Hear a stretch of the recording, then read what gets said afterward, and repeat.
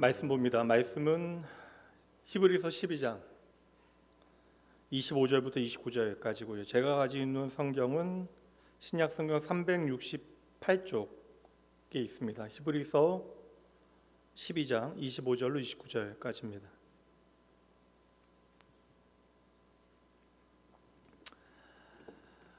말씀 봉독합니다. 너희는 삼가 말씀하신 일을 거역하지 말라. 땅에서 경고하신 일을 거역한 그들이 피하지 못하였거든 하물며 하늘로부터 경고하신 일을 배반하는 우리일까 보냐. 그때에는 그 소리가 땅을 진동하였거니와 이제는 약속하여 이르시되 내가 또 한 번 땅만 아니라 하늘도 진동하리라 하셨느니라. 이 또 한 번이라 하심은 진동하지 아니하는 것을 영존하게 하기 위하여 진동할 것들 곧 만드신 것들이 변동될 것을 나타내심이라. 그러므로 우리가 흔들리지 않는 나라를 받았은즉 은혜를 받자. 이로 말미암아 경건함과 두려움으로 하나님을 기쁘시게 섬길지니 우리 하나님은 소멸하는 불이심이라. 아멘. 말씀이 오늘 어떠세요? 좀 쉬운가요? 좀 어렵죠? 말씀 좀 어렵긴 합니다. 저도 이거 말씀 이렇게 낮 예배 설교가 막상 좀 에너지를 많이 쓰기는 하는데 오늘 오후 말씀이 좀 어려워서 저도 좀 이게 계속 몇 주 동안 좀 고민했던 말씀이기도 합니다. 그래서 오늘은 히브리서 48번째 시간이고요. 계속해서 히브리서 전체 주제는 우리의 삶의 고난이라고 하는 것이 어떠한 일을 하는가, 고통이 그냥 고통으로 끝나는 것이 아니라 믿음의 사람들에게는 우리를 성장시키는 하나님의 성장의 과정, 성장통이 되어진다라는 주제로 계속 말씀을 살피고 있습니다. 이것은 히브리서를 처음 이제 듣게 되어졌던 그들의 손에 들었던 초대교회 성도들에게도 그러하고요. 오늘 우리에게도 동일하게 적용되어지는 원리가 됩니다. 오늘은 히브리서 12장 마무리하고요. 이제 다음 주부터 몇 주간 13장 마지막 장입니다.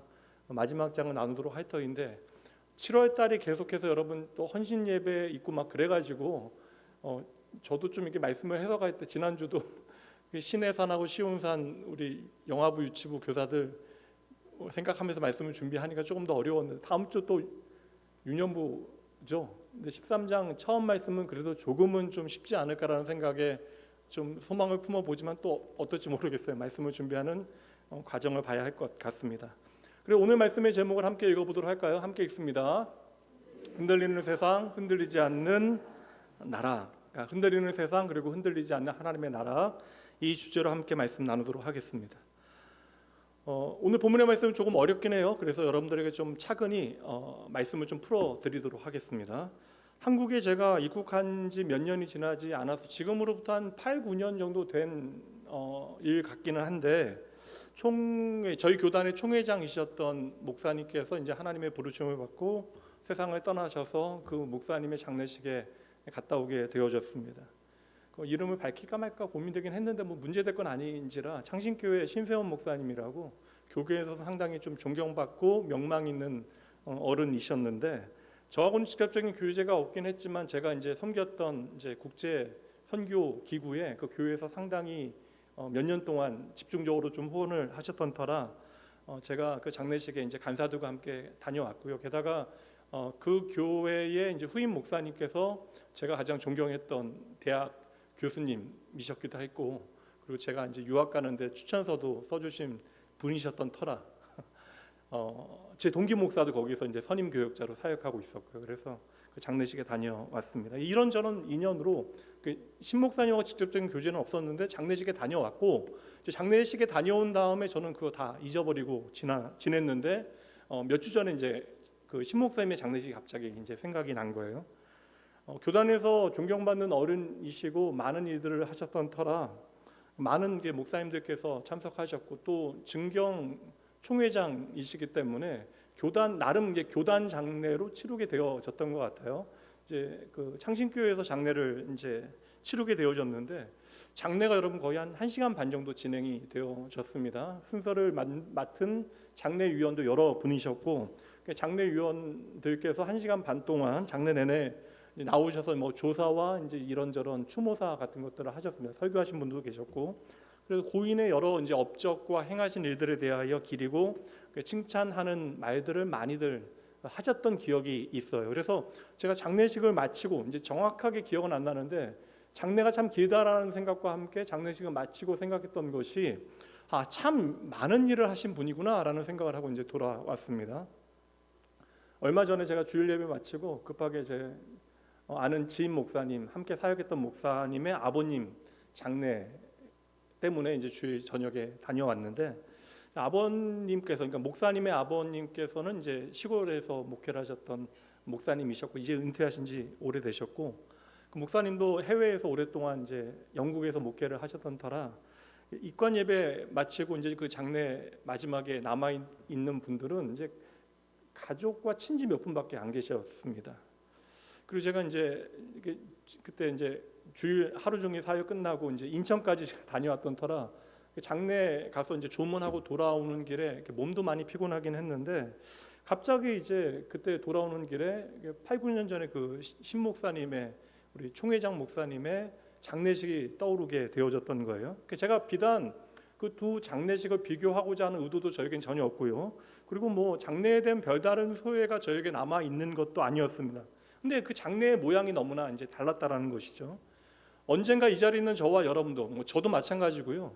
죽음이라고 하는 현실을 맞닥뜨리게 되어질 터인데, 우리가 얼마나 많은 일들을 대단하게 감당했는가, 그 문제가 아니라 내가 세상을 떠나게 되어질 때 나를 아는 사람들이 나의 삶에 대하여, 죽음에 대하여 어떠한 평가를 내리게 되어질 터인데 이제 어떠할까라는 생각을 잠시 해보았습니다. 물론 뭐 이런 이야기하면 신경 쓸 필요 없이 그냥 열심히 성실하게 잘 살면 된다라고 이야기하시는 분들 계실 수 있어요. 그런데 제가 이 자리에서 여러분들에게 오늘 말씀을 가지고 드리고자 하는 것은, 사람들이 나를 어떻게 평가할까, 나의 삶에 대해서 어떻게 평가할까에 대해서 우리가 신경 쓰며 살자라는 이야기를 하고자 하는 것이 아니라, 우리의 관심은 언제나 사람을 향한다라는 것이죠. 그러니까 사람들이 나를 어떻게 평가할까, 우리는 끊임없이 그것에 매여 우리의 인생을 살아가게 되어집니다.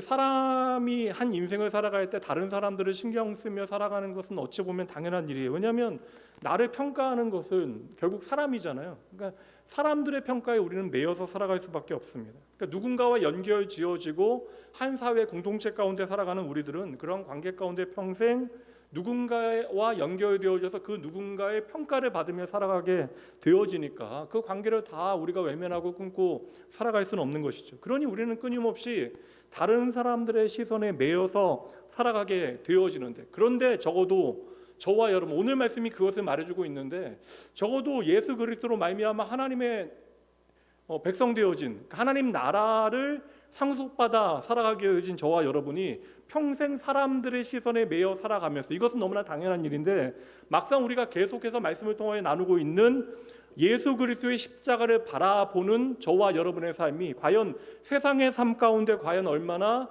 그리스도와 밀접하게 연결되어져 있나, 그리고 우리는 얼마나 그리스도의 시선에 내 자신을 메어놓고 살아가는가, 이것을 한번 좀 점검할 필요가 있다. 이것을 위하여 하나님 끊임없이 우리에게 오늘도 말씀을 주시고 계시다라는 것이죠. 우리가 적어도 그리스도인이라고 하는 이름으로 세상을 살아가고 있고, 또 교회 안에서 다양한 모양으로 주의 몸된 교회를 섬기고 있는데, 과연 우리는 무엇과 연결되어지고 무엇에 관심을 두며 우리는 이 자리를 지키고 있는가? 결국 하나님의 관심은 사람을 향하고 있어요, 여러분. 하나님의 관심은 언제나 사람을 향하고 있는 것이지만, 과연 우리의 관심은, 그러니까 하나님의 관심이 우리를 향한다면 우리의 관심은 하나님을 향하여야 하는데, 우리의 모든 관심이 어떻게 하나님의 시선과 맞닿아 있는가를 우리는 말씀을 통해서 계속해서 점검해 봐야 하는 것이죠. 고인께서 정말 귀한 일들을 많이 감당하셨고, 저도 뭐 잘 알지는 못했지만 도움을 받았고, 또 여러 귀한 사명들을 건강하게 감당하셔서 후배들에게 그렇게 별탈 없이 좋은 평가를 들으셨다면 그 사역과 삶이 귀한 삶이었던 것은 분명한데, 사실 일을 많이 하면 많이 할수록 말을 들을 수밖에 없는 법이잖아요. 근데 그 총회 장례로 진행되어지는 그 마지막 예배 가운데 뭐 마땅히 여러분 여러 추모사와 조사 같은 거 있을 수 있잖아요. 근데 한 사람과 연결되어져서 그 사람의 인생을 돌아보면 마지막 드리게 되어지는 그 장례 예배에서 어찌 보면 하나님의 은혜와 십자가의 주님보다 사람의 공적과 그 사람을 향한 칭찬으로 그 시간이 가득 차게 되어진다면, 저는 무엇을 이야기하고자 하냐면 세상을 떠나신 고인께서도 그러한 예배를 별로 원하지 아니하실 것이다. 왜냐하면 이미 하나님의 품에 계시기 때문에. 그러니까 세상에서 명예와 권력을 그렇게 사모했던 사람들도 아마 하나님 곁으로 돌아가게 되어지면 그러한 예배가 드려지는 것을 결코 달거워할 수는 없다라는 생각이 제 마음에 든 거예요. 그래서 저의 목회와 목양적인 관점에서 장례 예배는 적어도 한 사람의 업적이나 그의 삶에 칭찬을 하기 위해서 우리가 그것을 나열하기 위하여 모여 있는 게 아니라, 물론 한 사람의 일생이 우리와 어떻게 연결되어지고 그를 기억하고 기념할 수 있는 일들을 우리의 마음에 새기는 일은 귀한 일이지만, 도리어 그 마지막 장례의 예배는 남은 자들에게 전할 믿음과 소망과 사랑의 이야기들이 분명히 있어야 하는 것이고, 마땅히 그 자리는 우리를 오늘 전혀 새로운 자리로 인도하신 예수 그리스도의 십자가가 반드시 나타나는 것이, 드러나는 것이 마땅하다라고 여겨집니다. 이러한 주제를 가지고 본문의 말씀을 살피셔야 본문이 이해가 돼요. 그래야 앞에 말씀하고 끊어지지 아니하고 오늘 말씀의 의미가 우리 안에 분명히 새겨집니다. 이제 차례대로 말씀 보도록 할게요. 25절부터 말씀 보도록 할까요? 여러분 읽어주세요. 시작.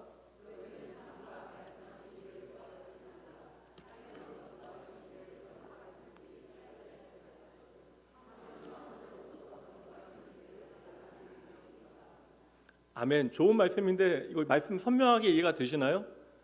선명하게 이해되시면 좀 부탁드리려고요. 마이크를 잠깐 내어드리겠습니다. 너희는 삼가 말씀하신 일을 거역하지 말라. 명령은 나오니까 거역하지 말라. 그리고 이 거역하지 말라라고 하신 것에 대한 설명이 나와요. 땅에서 경고하신 이가 나오고 하늘에서 경고하신 이가 나옵니다.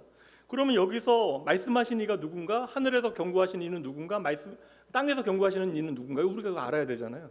그것만 알아도 우리가 해석이 돼. 주어만 알면 해석이 될 거 아니에요, 동사가. 그럼 말씀하신 일을 거역하지 말라. 말씀하신 일하고 이야기하니까 보면 뭐 하나님 같기도 하고 예수님 같기도 하고 뭐 그렇긴 한데, 여러분 아시겠어요? 말씀하신 이가 누구인지? 아니 좀 여러분, 눈빛이라도 좀 안다라는 눈빛을 좀 보여주시면, 여기서 말씀하시는 자가 누구일까요? 말씀하시는 분이 누구일까요? 하나님. 어디에 보고 대답하시는 거예요? 25절에는 전혀 안 나오는데 말씀이라고 나오니까 사람은 말인데 하나님이니까 말씀이다. 그것도 100점만 아니더라도 어느 정도 점수는 드릴 수 있을 것 같아요. 여기 말하신 자가 누구인가? 이 문장에서 우리가 답을 찾지 못하면 어떻게 해야 돼요? 앞뒤의 문장을 좀 봐야 되는데 그 앞의 문장을 보면 좀 도움이 되지 않을까라는 생각이 듭니다. 우리가 앞에 한번 보도록 24절 말씀, 새 언약의 중보자이신 예수와 및 아벨의 피보다 더 나은 것을 말하는 뿌린 피니라. 여기 아벨의 피와 새 언약의 중보자이신 예수님의 피가 이제 대조가 되어지는 장면이 24절이에요. 그러니까 아벨의 피는 무엇을 말하는 거예요? 아벨의 피는 가인에게 무엇을 말합니까? 네가 죄인이라는 거예요. 네가 동생을 죽인 죄인이다. 그러니까 아벨의 피는 결국 무엇입니까? 아벨에게는 의로움을 나타내는 것이지만 그 남은 자인 가인에게는 무엇이에요? 네가 죄인이라고 하는 사실. 그 죄를 드러내고 심판을 촉구하는 그런 피가 되어지는 것이죠. 그래서 아벨의 피는 네가 바로 죄인이라고 하는 것을 드러내는 피라면, 이와 대조되어지는 피가 누구의 피예요? 예수님의 피. 예수님의 피는 무엇입니까? 이것은 심판을 위한 피가 아니라, 정죄하는 피가 아니라 하나님과 우리 사이에 막힌 담을 허무는 하나님과 화목과 일치를 이루는 피가 되어진다는. 그래서 이 아벨의 피와 예수님의 피는 비교가 되어지지 아니한다. 그러므로 여러분, 지금 말씀하시는 자는 더 분명히 선명하게 우리가 그 대상을 이렇게 딱 선정해서 말씀한다면, 이야기한다면 누구예요? 말씀하시는 분 누구예요? 예수 그리스도라고 말씀을 하셔야 돼요. 그리고 여러분 눈치가 있으셔야죠. 지금까지 계속 1장부터 예수 그리스도에 대해서 이야기하는, 물론 예수님은 하나님이시죠. 그렇게 얘기하면 틀린 답은 하나도 없어요. 그러니까 지금 말씀하시는 분은 예수 그리스도이신데, 이 예수 그리스도께서는 어떠한 분이신가? 그러니까 지금 말씀하시는 예수 그리스도께서 어떠한 분이시냐? 앞에 말씀에서 어떠한 분으로 설명해? 십자가에서 피 흘리시는 분으로 우리에게 소개하고 있죠. 그러니까 지금 말씀하시는 분은 누구요? 예수 그리스도. 근데 그 예수 그리스도는 뭐라고요? 십자가에서 피 흘리시는 분. 그러니까 지금 말씀하시는 분은 예수 그리스도이신데 십자가에서 흘린 피로써 우리에게 말씀하시는 예수 그리스도를, 그 주님을 거역하지 말라. 이해되시죠? 이렇게 드리는데도 이해 안 된다는 표정으로 앉아 계시면 진짜 안 돼요. 다시 그럼 설명할까요? 아니요. 다시 정리를 해드리면, 앞에서부터 여러분 3장부터 우리의 영원한 대제사장 되신 예수 그리스도에 대해서 설명하잖아요. 땅에 무슨 제사, 언약 그런 거 소용없다. 우리 영원한 대제사장 되신 예수 그리스도께서 하나님과 우리를 화목하게 하기 위하여 자신을 단번에 주심으로, 그러니까 대속의 제물로 우리를 위하여 화목 제물로 주심으로, 우리를 위하여 피 흘리심으로 우리가 하나님과 화목하게 되어졌다. 그래서 이제 뭐라고 이야기하냐, 예수 그리스도 안에서 우리에게 거저 주시는 그 십자가의 대속의 은혜에 근거하여 예수님께서 오늘 우리에게 말씀하신다. 그 십자가의 피에 근거하여 오늘 우리에게 말씀하신다.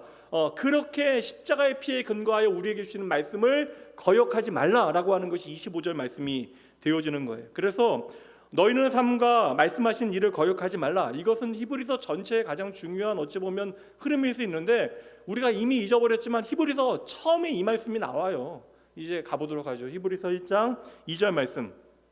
오늘 말씀은 히브리서 1장의 말씀을 염두에 두고 주신 말씀입니다. 함께 읽어보죠. 이 모든 날 마지막에는 아들을 통하여 우리에게 말씀하셨으니 이 아들은 만유의 상속자로 세우시고 또 그로 말미암아 모든 세계를 지으셨다. 그러니까 이 모든 날 마지막에 아들로 우리에게 말씀하신다. 하나님의 마지막 때에, 하나님의 그 마지막 날에 아들을 통하여 우리에게 말씀하신다라고 하는 것을 염두에 두고 오늘 하나님께서는 예수 그리스도의 피를 근거하여 우리에게 말씀하고 계시다. 그러니까 여러분 잘 들으셔야 되는 게 히브리서의 주제예요. 우리가 일을 많이 하거나 이 땅에서 많은 또한 사역을 잘 감당하였기 때문에, 하나님의 말씀에 우리가 잘 순종하였기 때문에 우리에게 하나님은 더 많은 말씀을 주시는 것이 아니라, 하나님은 언제나 무엇을 근거로 우리에게 말씀하세요? 예수 그리스도의 피를 근거하여 말씀하신다는 거예요. 그러니까 예수 그리스도의 보혈이 없으면 하나님은 우리에게 말씀하실 수 없어요. 말씀하셔도 우리는 하나님의 말씀을 들을 수도 없는 존재입니다. 이거 앞에서 그래서 시내산하고 그리고 시온산으로 우리에게 이미 설명하고 있는 거예요. 그러니까 지금 이 편지는 계속해서 연결되어지고 있는 거예요. 우리가 말씀을 나누어 생각하다 보니까 그냥 내 마음에 와닿는 부분만 그냥 받아들이는데, 이 모든 말씀은 연결되어지는 거예요. 하나님은 언제나 예수 그리스도의 피를 통하여 우리에게 말씀하신다. 이것이 얼마나 놀라운 은혜인가를 우리가 알아야 하는 것이죠. 그러니까 예수 그리스도의 피를 통하여, 그 피 흘림을 통하여 오늘 우리에게 주시는 그 말씀을 우리는 어떻게 하면 안 된다? 거부해서는 안 된다. 거역해서는 안 된다라고 말씀하고 있는 거예요. 그러므로 이제 앞에 말씀을 보면 10장 말씀에도 나오고 이제 히브리서 6장 8장 말씀 계속 반복되어지는데, 예수의 피로 말미암아 우리에게 말씀하시는 하나님의 그 말씀을 우리가 거부하고 거역하게 되어지면 10장 29절 말씀 보여주세요. 읽어봅니다. 하물며 하나님의 말씀을 거부하는 거, 예수님의 보혈로 말미암아 우리에게 주어지는 그 말씀을 거부하는 일은 하물며, 함께 있습니다, 하나님의 아들을 짓밟고 자기를 거룩하게 한 언약의 피를 부정한 것으로 여기고 은혜의 성령을 욕되게 하는 자다. 그러한 자가 당연히 받을 형벌이 얼마나 더 무겁겠는가 너희는 생각해 봐라. 그러니까 하나님의 말씀을 거역하는 일은 단지 우리가 말 안 듣는 것이 아니라, 말씀이 우리의 삶의 말씀으로 인정되어지지 않는 것은 바로 예수 그리스도의 언약의 피를 부정하는 일이 되어진다. 이거 6장 말씀에서 뭐라고 설명하냐면요, 5절과 6절입니다. 하나님의 선한 말씀과 내세의 능력을 맛보고도, 이것은 무엇이냐면 예수 그리스도의 피로 우리의 삶에 이루신 하나님의 놀라운 일들이 있는 거예요. 그럼에도 불구하고 그것을 믿지 아니하는 자들, 그걸 부정하는 자들, 거역하는 자들, 6절 말씀에 타락한 자들은 다시 새롭게 하여 회개하게 할 수 없나니. 이거 말씀 오해해서 예수 믿었다가 버려지는 사람들이 있다, 그렇게 오해하는 분들이 있는데, 히브리서의 흐름 가운데 이렇게 이해하면 절대 안 돼요. 하나님의 최종적인 예수 그리스도의 보혈을 통하여 우리에게 주시는 말씀이 최종적인 우리의 삶을 향한 하나님의 은혜의 부르심이 되어지는데, 예수 그리스도의 피를 통하여 우리에게 주시는 말씀을 우리가 듣지 아니하면 이것은 마지막이라는 거예요. 이게 우리의 최종 심판이 되어진다는 것입니다. 그러니 말씀을 거역하는 일은 6절 말씀에 보세요. 6절. 타락한 자들은 다시 다 읽었죠.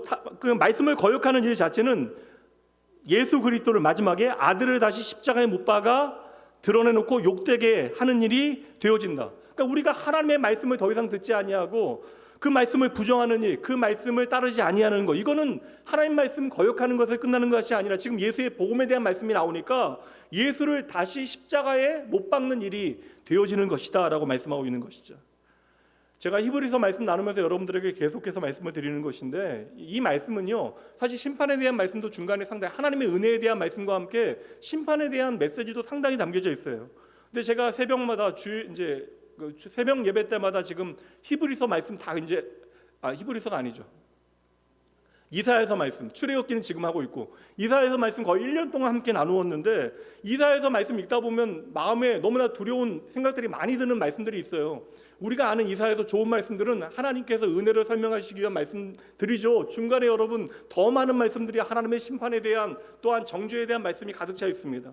근데 여러분 그 말씀들은 우리를 심판하시고 정죄하시기 위하여 주신 것이 아니에요. 죄가 얼마나 무서운 문제인가, 죄가 하나님과 우리 사이를 어떻게 갈라놓았는가.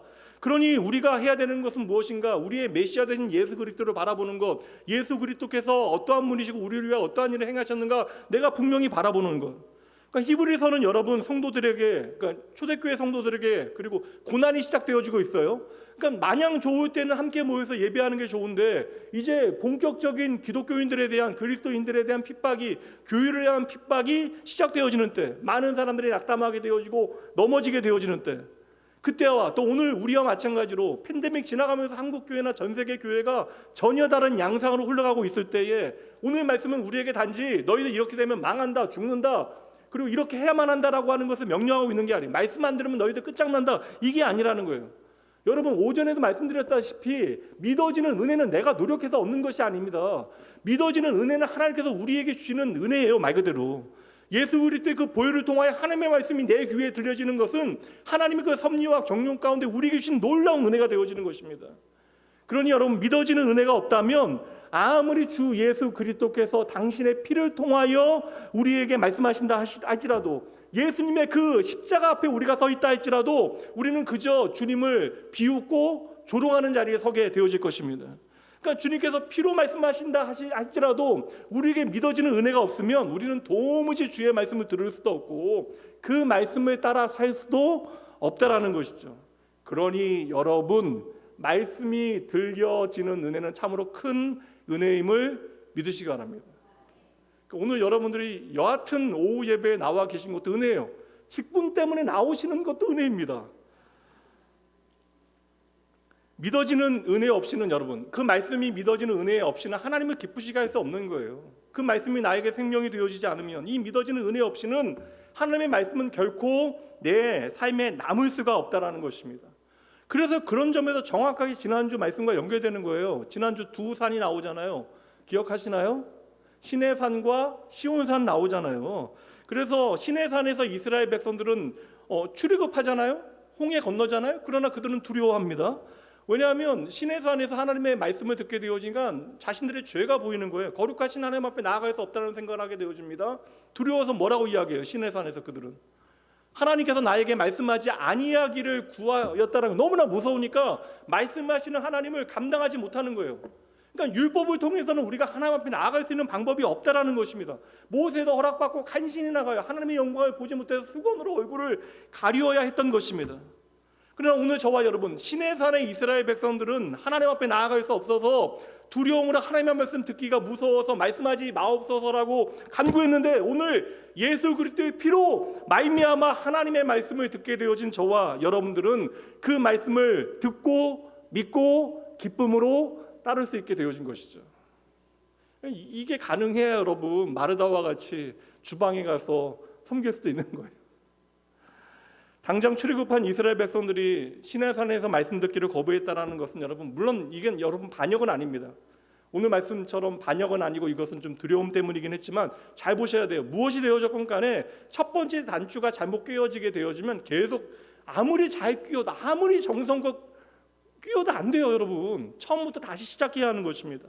처음에는 두려움 가운데 하나님 앞에 나아가기를 주저하였고 하나님의 말씀을 두려워하여 피하게 되어졌지만, 광야 40년 동안, 히브리서 우리에게 보여주고 있는데 광야 40년 동안 이스라엘 백성들의 역사는 어떠해요?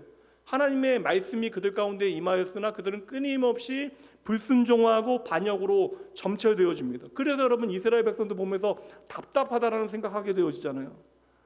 그러니까 광야 40년의 역사는 시내산에서는 두려워서 피하지만 40년의 역사는 하나님의 말씀이 그들 가운데 주어짐에도 불구하고 하나님의 말씀을 들을 귀가 없는 거예요. 그래서 끊임없이 불순종하고 반역으로 점철되어집니다. 그러니까 광야 40년의 역사는 여러분 결국 실패의 역사가 되어졌던 것이죠. 그러니까 잘 보세요, 여러분. 하나님의 말씀은 내 삶에 두지 않으니까 처음엔 뭐 두려움이 되어졌건 어떤 이유가 되어졌건 말씀을 내 삶에 두지 않게 되어지면 자연스럽게 그의 삶에는 하나님을 향한 불평과 불신앙이 가득 채워지게 되어진다.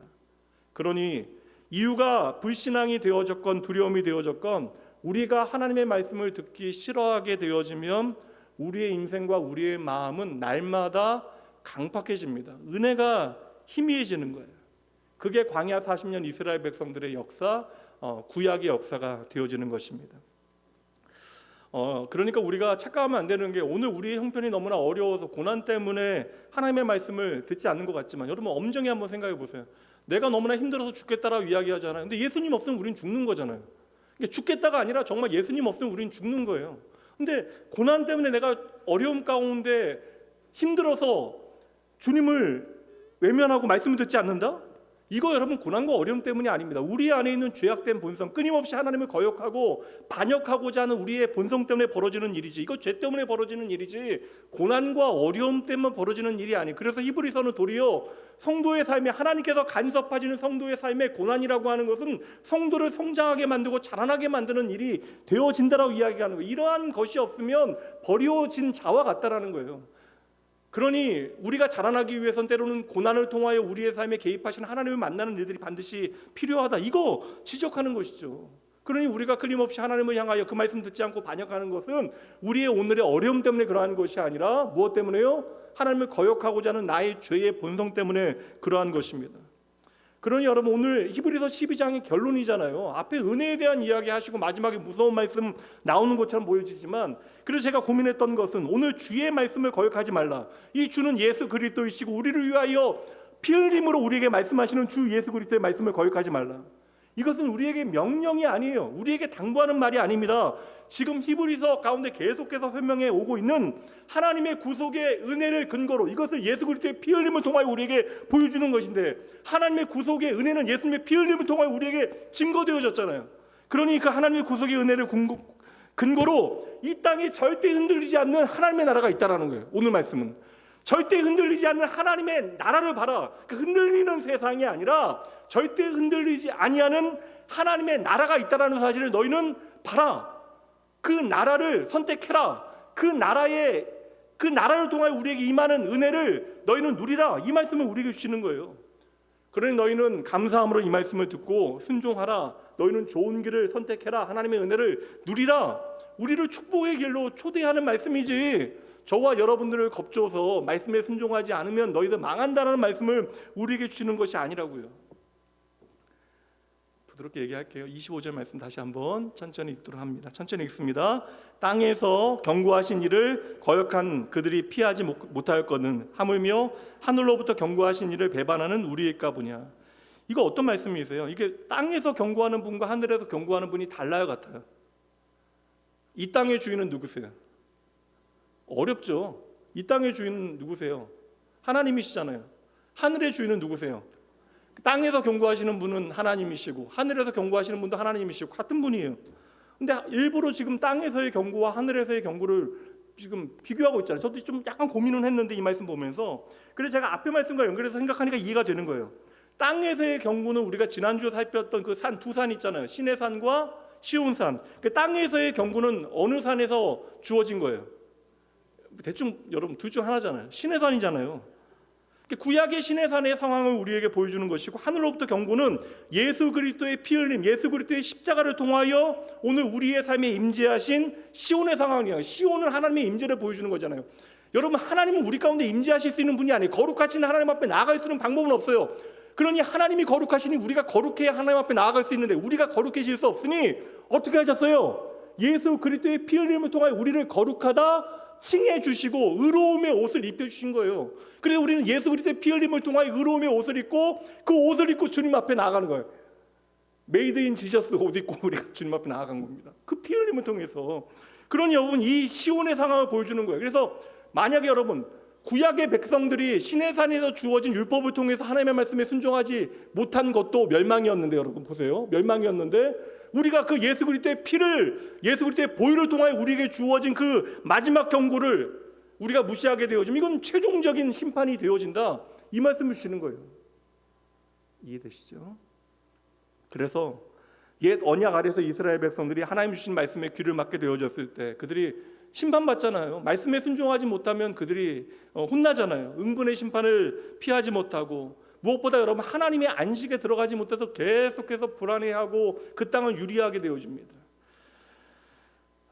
그게 시내산의 율법이에요. 그래서 땅에서 하나님께서 경고하실 때에도 사정이 그러하였는데, 이게 출애굽기의 역사이고 구약의 역사인데, 하물며 하늘로부터 경고하신 하나님의 말씀을 거부한다면, 다시 말하면 예수 그리스도의 그 보혈을 통하여 우리에게 말씀하시는 그 복음을 우리가 거부하게 되어지면 어떻게 하나님의 심판을 피할 수 있겠는가? 이게 26절 말씀.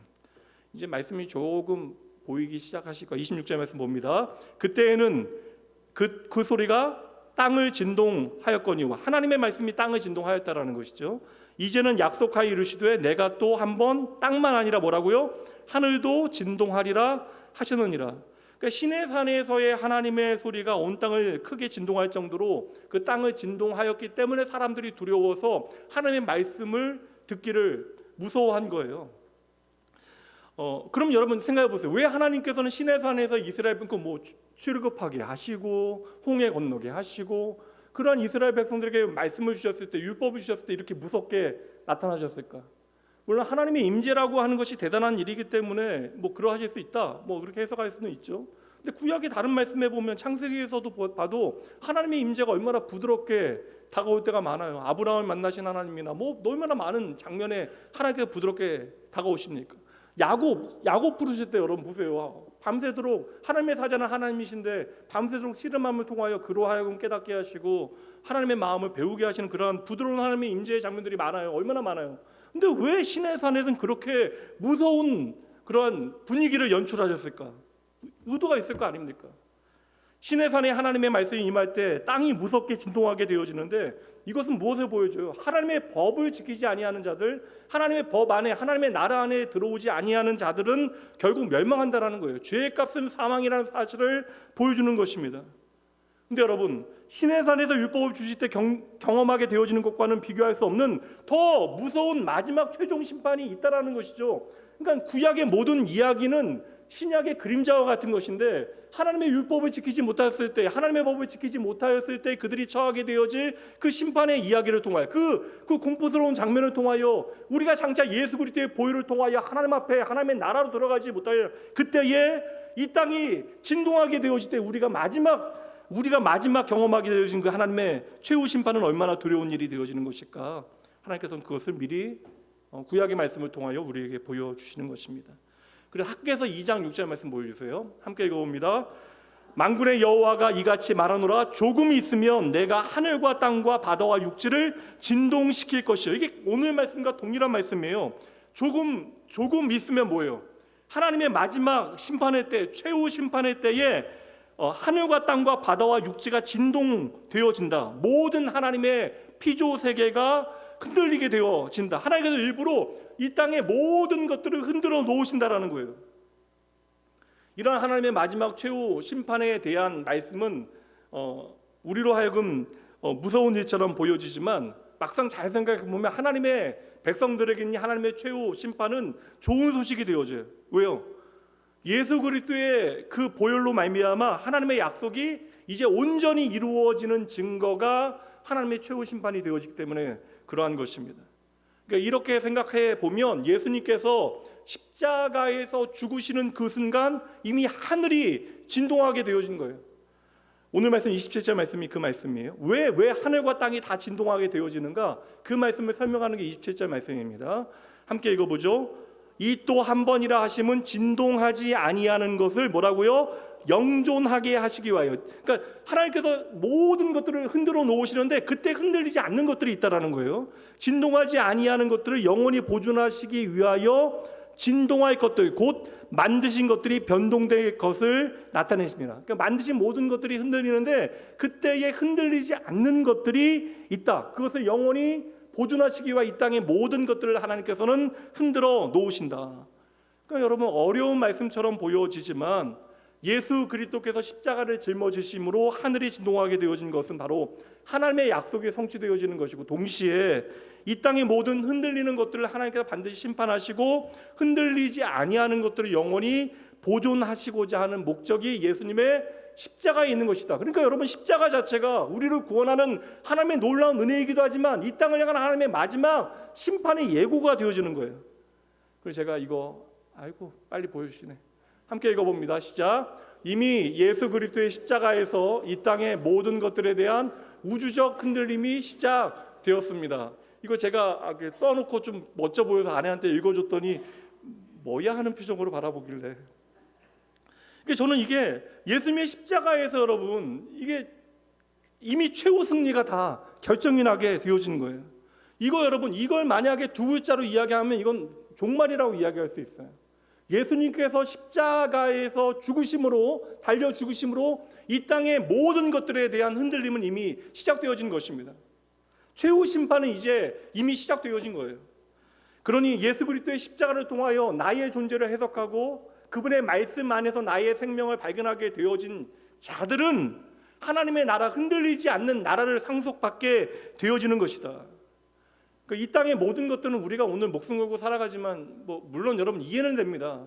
눈에 보이는 것들로 판단되어지고 그것들이 당장 오늘 우리의 삶을 책임질 것처럼 여겨지는 현실 가운데 세상의 변화에 대하여 우리가 그냥 외면하고 살아갈 수는 없죠. 그러나 이 땅의 모든 것들은 오늘 말씀처럼 결국 변하는 것들이에요. 단지 여러분 5년 만에 10년 만에 우리나라도 얼마나 많이 변했어요. 말할 수 없는 변화의 이야기들이 시작되어지고 있는데 앞으로 10년 후에는 또 얼마나 많이 변하겠습니까? 도무지 이해되지 않는데 분명 10년 후에는 사람이 운전하지 않는 차를 분명 탈 것 같기도 해요. 장유수 집사님, 제가 엔지니어에게 한번 질문할게요. 10년 후에는 사람이 운전하지 않는 차를 탈 가능성이 있나요? 집사님 그런 차 탈 거예요? 그래요? 난 무서운데. 근데 그런 것들이 당연하게 여겨지는 시대를 이제 우리가 살아가게 되어지는 거예요. 세상의 모든 것들은 우리가 생각하는 이게 절대적인 가치가 있는 것처럼 보여지지만 다 변하는 것들이에요. 자연의 흐름에 따라, 문화의 흐름에 따라 다 모든 것들은 변하게 되어집니다. 그러니까 이 땅의 모든 것들은 결국 흔들리게 되어진다는 것이죠. 구약의 모든 말씀도 마찬가지예요. 율법이나 여러분 성전이나 그런 것들이 흔들릴 것이라 유대인들 가운데 누가 생각이나 했겠어요. 하나님께서 율법을 통하여 주신 제사, 제도, 그 모든 것들도 흔들리는 것에 불과하였다. 그러나 누구를 통하여 우리에게 주어지는, 우리를 위해 피 흘리신 예수 그리스도를 통하여 우리에게 주어지는 그 구속의 은혜는 절대 흔들리지 아니한다. 이거 오늘 우리에게 말씀하는 거예요. 이게 바로 하늘에서 우리에게 주시는 말씀이 되어지는 것이고 바로 십자가에서 피로 말씀하시는 것. 그러니 우리는 이것을 절대 거역해서는 안 되는 거예요. 이게 여러분 우리의 생명이 되어지는 것입니다. 그래서 예수님께서는 당신을 바로 생명이고 길로 우리에게 소개하고 계시는 것이죠.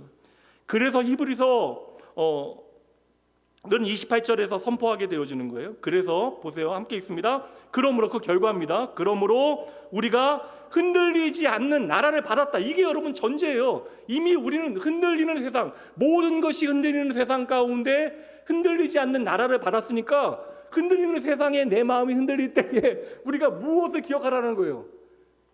하나님 나라, 흔들리지 않는 하나님의 나라를 바라보자. 내가 그 나라를 받았음을, 그 나라를 기업으로 상속하였음을 기억하자. 그 다음에 나온 게 뭐예요? 받았은지 뭐라고요? 은혜를 받자. 은혜를 받자. 이로 말미암아 경건함과 두려움으로 하나님을 기쁘시게 섬기자. 그러니까 우리가 뭐 해야 돼요? 하나님의 흔들리지 않는 나라를 예수 그리스도의 그 보혈을 통해 받게 되어졌으니까 두 가지 잘하라는 거예요. 뭐예요? 은혜 받자. 그리고 기쁘게 하나님을 섬기자. 이거 잘해야 된다라는 거예요, 여러분. 예수 그리스도의 보혈의 피로 말미암아 하나님의 약속이 우리 가운데 성취되어졌으면 여러분 믿으십니까? 제가 이렇게 설교하다 중간에 아멘할 타이밍을 너무 안 준다라고 이야기하시는데 하지 말라는 게 아니에요. 뭐 설교 여러분들이 아멘하는 게 뭐 제가 싫겠습니까? 그런데 그냥 습관적으로 아멘하시지 말라고 생각하면서 정말 내 마음에 뜨거움이 있고 하나님의 말씀에 대한 믿음의 반응이 있을 때 아멘하시면 더 크게 하셔도 괜찮아요. 일어나서 아멘하셔도 저는 괜찮습니다. 예수 그리스도의 십자가에 흘리신 피로 말미암아 하나님의 약속이 영원히 우리에게 성취되어졌기 때문에 우리에게는 이제 영원히 흔들리지 아니하는 나라가 주어졌다. 그러니 흔들리는 세상 가운데 오늘도 우리 젊은 집사님하고 잠깐 제가 10분 15분 앉아서 이런저런 얘기했는데 얼마나 걱정하는 일들 많아요. 염려되어지는 현실과 문제들이 얼마나 많이 있습니까? 우리는 흔들리는 세상 가운데 때로는 두려워하고 염려하게 되어지지만 그러나 우리에게는 이미 예수 그리스도의 그 보혈로 말미암아 영원히 흔들리지 않는 나라가 주어졌음을 꼭 기억하셔야 하는 것이죠. 얼마나 위로가 되어져요. 모든 것들이 흔들려 결국에는 무너지게 되어질 세상 가운데 결코 흔들리지 않는 나라가 우리에게 주어졌습니다. 그러니 너희는 은혜를 누려라. 하나님을 기쁘게 섬겨라. 예수 그리스도께서 이 땅에 찾아오심으로 말미암아 그 피로 말미암아 하나님의 흔들리지 않는 나라가 오늘 저와 여러분에게 주어졌습니다. 그러니 28절 말씀에 은혜를 받자, 이거 여러분 선택의 가능성을 이야기하는 말씀이 아니에요. 제가 너무나 하나님의 절대 주권을 강조하는 것처럼 여겨지는 분들, 그러면 하나님이 다 하신다라고 하는 거 정말 믿으면 여러분 그렇게 막 살면 안 돼요. 하나님이 다 하신다는 사실을 정말 믿으면 그렇게 하면 안 되죠. 하나님이 정말 모든 것의 주인 되신다는 사실을 우리가 정말 인식하고 있으면 이게 우리가 막 사는 것의 핑계가 되어질 수 없는 것입니다. 이것은 은혜를 받자, 이게 명령이 목적이 아닌 까닭은 우리가 이것을 은혜를 받을까 말까에 대한 선택의 가능성을 우리에게 말씀하고 있는 것이 아니라 본질적인 의미는 무엇이에요? 그 놀라운 은혜가 너희에게 주어졌으니 감사히 누리자, 이 말씀이에요. 감사히 받자, 그 은혜를 누리자. 그래서 여러분, 예수 그리스도의 피 흘림, 그 구속의 은혜를 아는 사람들에게는 무엇이 있어야 돼요?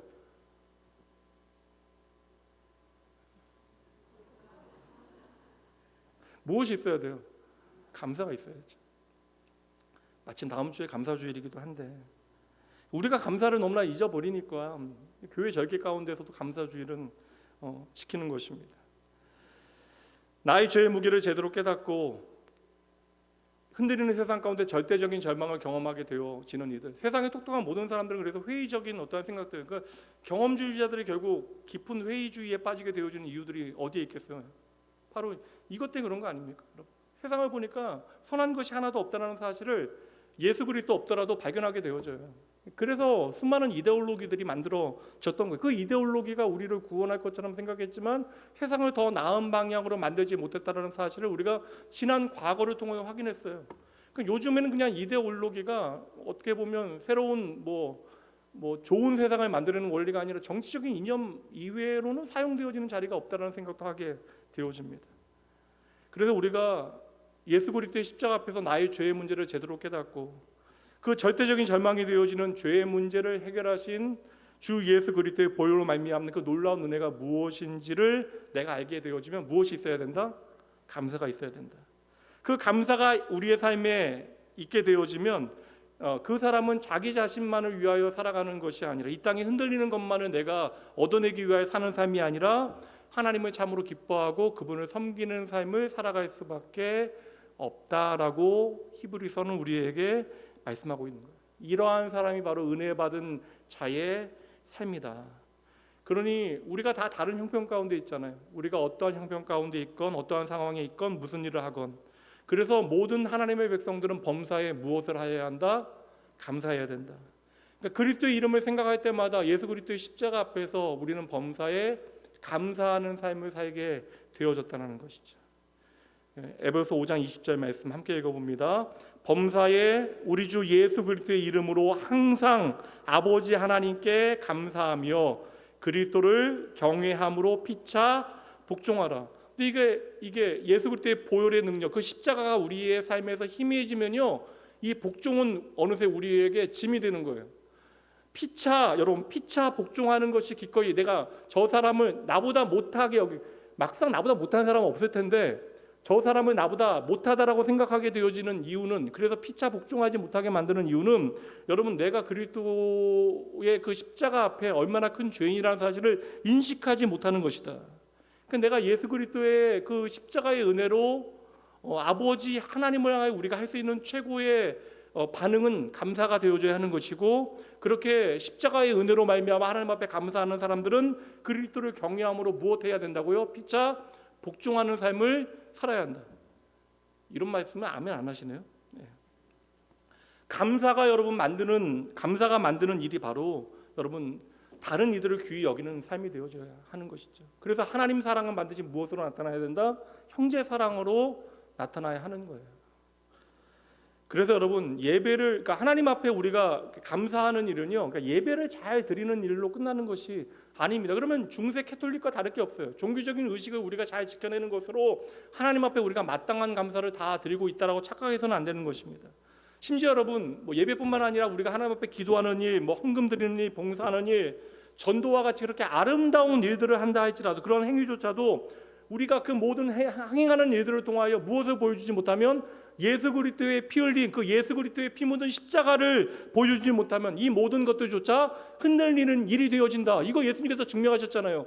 예루살렘 성전이 무너지는 것을 통하여 그리스도의 십자가가 무엇인지를 우리에게 설명하시잖아요. 성전이 무너지는데 3일 만에 내가 그것을 세워내겠다. 그게 십자가를 통하여 우리를 다시금 구속하여 하나님의 백성을 만드시는 하나님의 놀라운 구원의 약속이 되어지는 것이잖아요. 그래서 여러분 구약의 모든 제사들도 결국 예수 그리스도와 연결되어지지 않으면, 십자가를 우리에게 보여주지 않으면 하나님의 나라를 우리에게 증명하지 못하면 회칠한 무덤이 되어지는 거예요. 아무리 잘 지켜도 독사의 자식들이 되어지는 것입니다. 아무런 소용이 없다. 결국 눈에 보이는 모든 성전은 다 무너지게 되어지는 거예요. 그러니까 사람들이 왜 실망해요?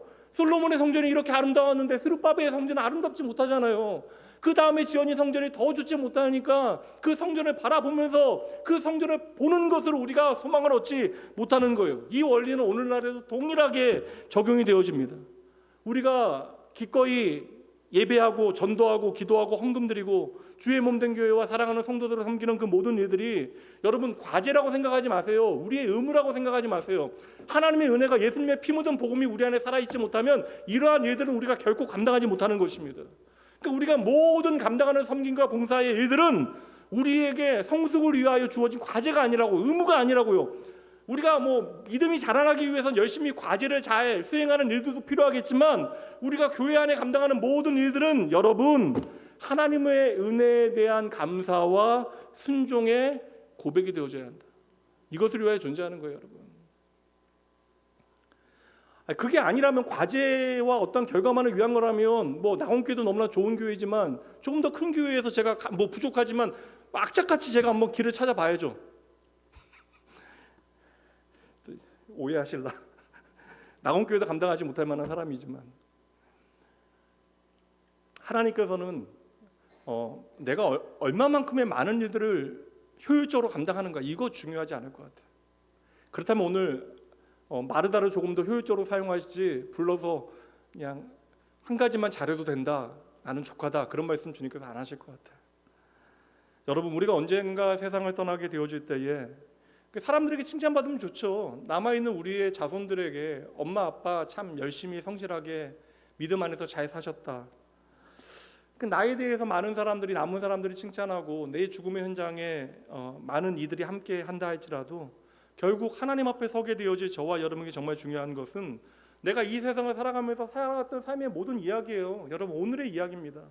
내가 이 땅을 살아가며 흔들리는 세상 가운데 살아가며 세상과 다르게, 하나님 없는 사람들과 다르게 흔들리지 아니하는 것들을 날마다 우리가 얼마나 포기하기 위하여 애를 썼는가. 쉽지 않은 일이지만 흔들리는 세상의 모든 것들에 매이지 않기 위하여 우리가 얼마나 하나님의 말씀 앞에 반응하며 애쓰며 살아왔는가.